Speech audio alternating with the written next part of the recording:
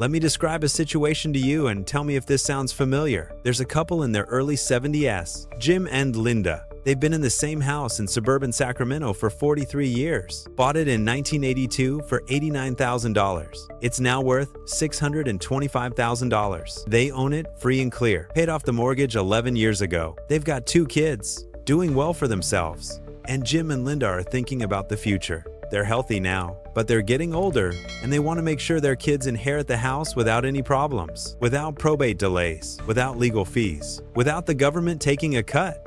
So they do what seems smart. What their neighbor did, what they read about in some estate planning article, they add their kids' names to the deed. Joint tenancy with right of survivorship. The lawyer charges them $800, files the paperwork, and boom, done. The house will go straight to the kids when Jim and Linda pass away. No probate, no hassle. They did the responsible thing. Except they just made a mistake that could cost their children over $200,000 in taxes. Maybe more? They did exactly what thousands of well-meaning parents do every single year, and it's one of the most expensive estate planning errors in the American tax code. If you've ever thought about adding your kids to your deed, or if your parents have mentioned doing this, or if you've already done it, this video is going to potentially save your family 6 figures. My name is Bobby, and I spend way too much time thinking about why the most common sense approaches to estate planning are often financial disasters waiting to happen.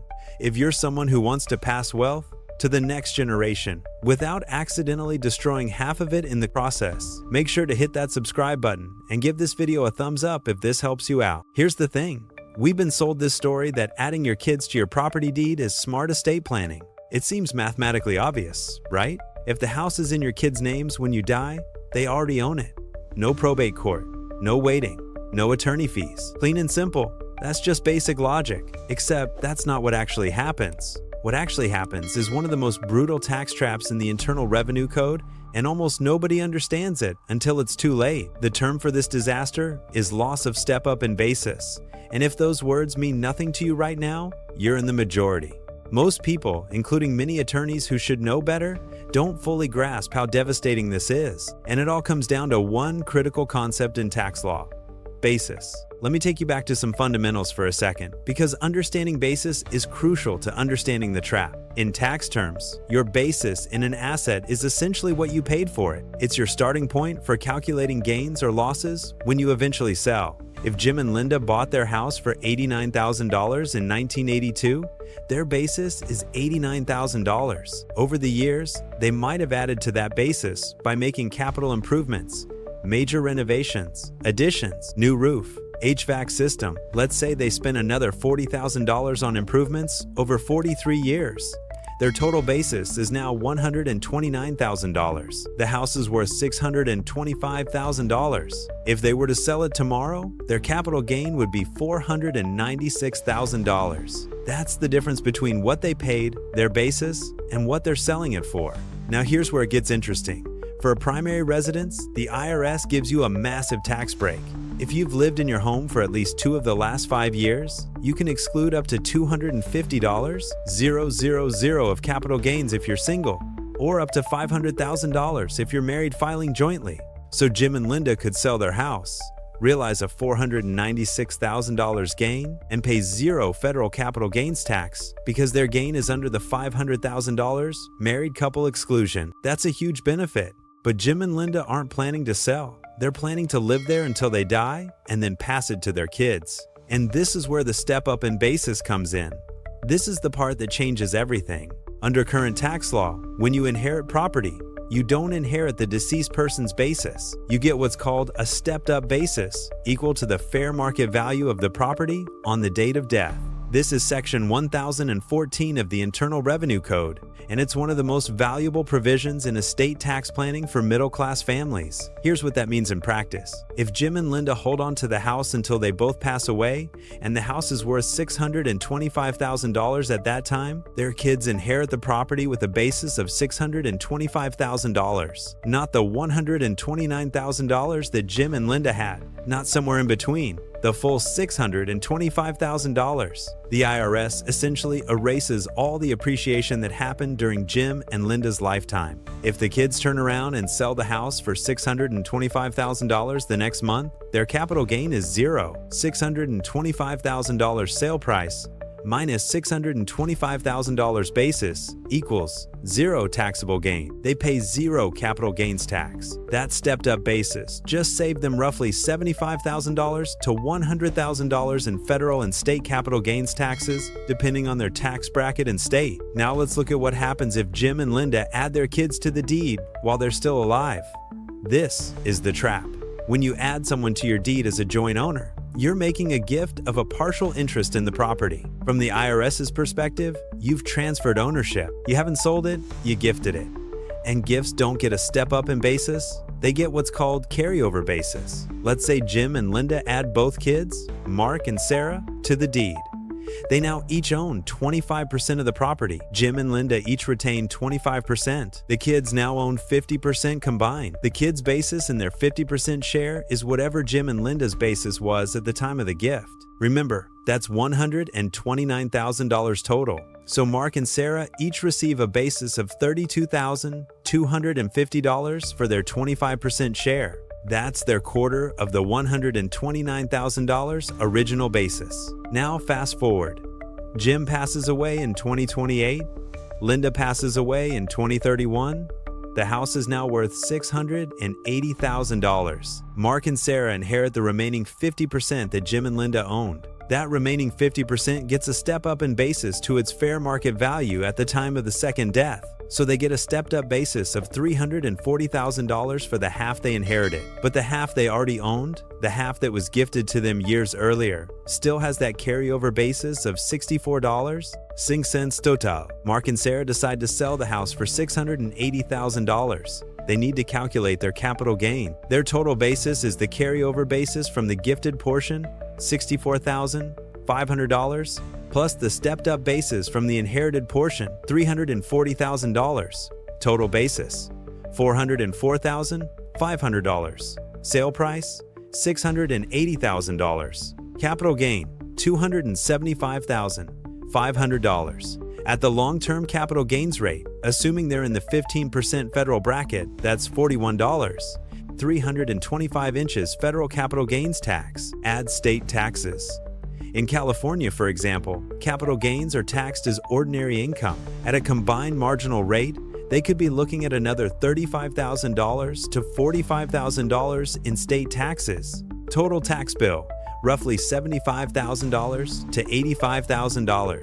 Now let me show you the alternative. If Jim and Linda had never added the kids to the deed, if they had just left the house in their own names and let the kids inherit it through a will or trust, the kids would have received a full step up in basis on 100% of the property. Their basis would be $680,000. If they sold for $680,000, their capital gain would be zero.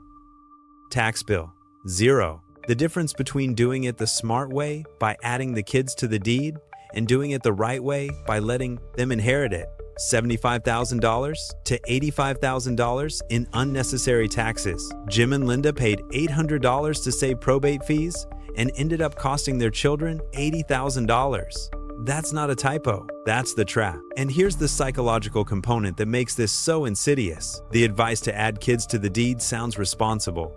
It sounds like you're protecting your family. Avoiding probate sounds smart because probate has this terrible reputation. People imagine their family stuck in court for years, attorneys bleeding the estate dry, the government taking half of everything. And look, probate isn't fun. It's a legal process that takes time and costs money. But in most states, for a simple estate with a house and some bank accounts, probate costs are somewhere between 2% and 5% of the estate value. For a $625,000 house, that's $12,500 to $31,250 in probate costs. That sounds like a lot until you compare it to the $80, 0 inches capital gains taxes you just created by trying to avoid probate. You saved $15,000 in probate fees and cost your kids $80,000 in taxes. Congratulations, you played yourself. And we're not even done. There are other problems with adding your kids to the deed that go beyond taxes. Let's talk about liability and control issues, because these are the things that can go wrong even before you die. When you add your children as joint owners, they're not just names on paper. They're legal owners, which means their problems become your problem. If your son gets sued, his ownership interest in your house is now an asset that creditors can potentially go after. If your daughter gets divorced, her spouse might have a claim to a portion of her ownership interest in your property. You've just exposed your house to your children's financial and legal problems you have no control over. And here's another fun scenario. Let's say you need to sell the house. Maybe you need to downsize. Maybe you need to move into assisted living.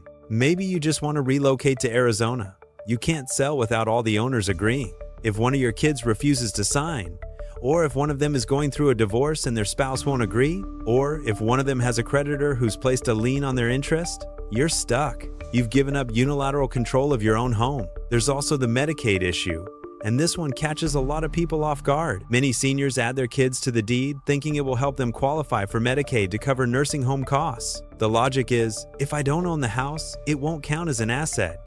Except Medicaid has a 5-year look-back period. If you transfer assets for less than fair market value within 5 years of applying for Medicaid, you can be penalized with a period of ineligibility. Adding your kids to your deed is an uncompensated transfer. If you need Medicaid coverage within 5 years of doing this, you could be disqualified from benefits for a period of time calculated based on the value of what you gave away. You tried to protect the house and ended up disqualifying yourself from the benefits you needed. Now, you might be thinking, okay, Bobby, but what am I supposed to do? I do want my kids to get the house without dealing with probate. I don't want to leave them with a mess, and I hear you. The good news is there are better ways to accomplish the same goals without stepping into this tax trap. Here's what actually works. A revocable living trust. This is the tool that estate planning attorneys recommend for exactly this situation. And it's frustrating how many people skip over it because they think it's too complicated or too expensive. A revocable living trust is a legal entity that you create and fund with your assets. You transfer your house into the trust. You serve as the trustee while you're alive, which means you maintain complete control. You can sell the house, refinance it, or move whenever you want. Nothing changes in your day-to-day life.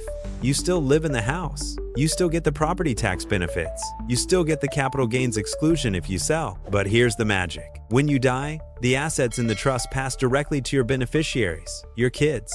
Without going through probate, the trust document specifies who gets what. Your successor trustee, often one of your children, steps in and distributes the assets according to your instructions. No court involvement, no probate fees, no delays. And critically, your kids still receive a full step up in basis because they inherited the property at death. They get the probate avoidance you wanted and the tax efficiency you need. The cost to set up a basic revocable living trust typically ranges from $1,500 to $3,500 depending on your state and the complexity of your estate. Yes, that's more expensive than the $800 deed change, but it saves your kids tens of thousands or hundreds of thousands in taxes and protects the asset from your children's creditors and legal issues while you're alive. It's not even close to a fair comparison. Let me make this concrete with a different scenario because I want you to see the flexibility this creates. Say you want to leave the house to both kids equally, but you're worried that one of them might need to be bought out because they don't want to co-own property with their sibling.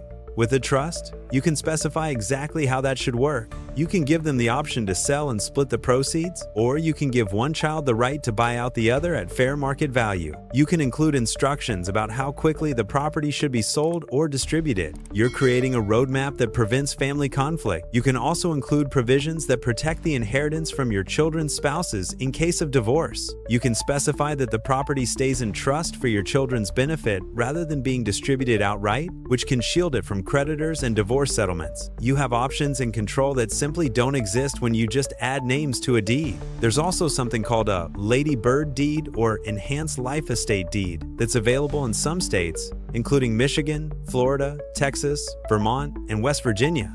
This is a specialized deed that allows you to transfer property to your children while retaining a life estate with the power to sell or mortgage the property without their permission. When you die, the property passes automatically to the remainder beneficiaries, your children, without probate and with a full step-up in basis. It's simpler and cheaper than a trust, but it's only available in certain states, and it doesn't provide the same level of asset protection and control that a trust does. If you live in one of those states and your situation is straightforward, it might be worth exploring. But for most people, the revocable living trust is the gold standard. It's the tool that accomplishes all the goals: probate avoidance, control during your lifetime, asset protection, tax efficiency, and flexibility in distribution without creating new problems. Now let's address the elephant in the room. Some of you are thinking, Bobby, my estate isn't big enough to worry about estate taxes. I've heard that you can inherit millions before you pay estate tax, so why does any of this matter? And you're right that the federal estate tax exemption is currently $13.61 million per person for 2024, $27.22 million for a married couple. Most people are nowhere near that threshold. You're not going to owe federal estate tax. But here's what people miss. The step-up in basis has nothing to do with estate tax. It's a separate issue. Step-up in basis affects capital gains tax when your heirs sell the inherited property. Estate tax is a tax on the transfer of your estate when you die. Capital gains tax is a tax on the profit when an asset is sold. They're different taxes, different situations, different rules. The step-up in basis benefits everyone who inherits appreciated property, regardless of the size of the estate. If your parents bought a house for $50,000 and it's now worth $400,000, that $350,000 of appreciation gets erased for tax purposes when you inherit it. You get a $400,000 basis. If you're in a state like California or New York with high state capital gains tax rates, the combination of federal and state taxes on that $350,000 gain could be $70,000 to $90,000. The step-up in basis just saved you that entire amount. And here's where it gets politically relevant. There have been proposals in Congress to eliminate or limit the step-up in basis. Some politicians argue that it's a loophole that primarily benefits the wealthy. If those proposals ever pass, and it's a real possibility depending on future election outcomes, the rules could change. Appreciated assets might be taxed at death, or heirs might inherit carryover basis instead of stepped-up basis. If that happens, the entire landscape changes. But under current law, as of 2024, the step-up in basis is one of the most valuable tax benefits available to families transferring wealth between generations. And adding your kids to your deed while you're alive forfeits that benefit on the portion you're gifting. You're voluntarily giving up a tax advantage that Congress is giving you for free. I want to leave you with one final thought because I think it reframes this whole conversation. Estate planning isn't really about avoiding probate. It's not about finding the cheapest solution or the fastest shortcut. It's about preserving wealth across generations. It's about making sure that what you've built, the equity you've accumulated over decades, the home you've maintained, the asset you've paid for 3 times over with mortgage interest, actually gets to your children in the most efficient way possible. Our parents and grandparents often didn't think about this stuff. They didn't have to. Estates were smaller. Tax rules were simpler.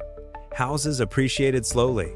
A simple will was usually enough. But in the modern economy, where homes have appreciated 300% to 500% over a lifetime of ownership, where blended families and divorces complicate inheritance, where Medicaid planning and creditor protection matter, the old shortcuts don't work anymore. They cost you. The families who preserve wealth across generations aren't the ones who took the cheapest route or followed their neighbor's advice or did what sounded simple. They're the ones who invested a few $1,000s in proper planning, who worked with an estate planning attorney who understands tax law, who set up structures that protect assets and preserve tax benefits, who resisted the temptation to DIY their way through complex legal and tax issues. You can save a few $100s now and cost your children tens of thousands later, or you can spend a few thousand now and save them hundreds of thousands over time. That's not a hard choice when you actually run the numbers. If you've already added your kids to your deed, don't panic. In most cases, you can reverse this. You can have your children deed their interest back to you, which resets the basis issue. There might be some gift tax paperwork involved, and you'll definitely want to consult with an attorney, but it's fixable. The worst thing you can do is know about this problem and do nothing. And if you're thinking about adding your kids to your deed, just stop. Don't do it. Talk to an estate planning attorney first. Get the trust. Do it right. Your children will thank you when they're not writing a check to the IRS for 6 figures because you were trying to save them from probate. Now you know. The question is what you're going to do about it. If this video helped you see estate planning differently, make sure to smash that like button and subscribe for more content that challenges how you think about money and wealth transfer.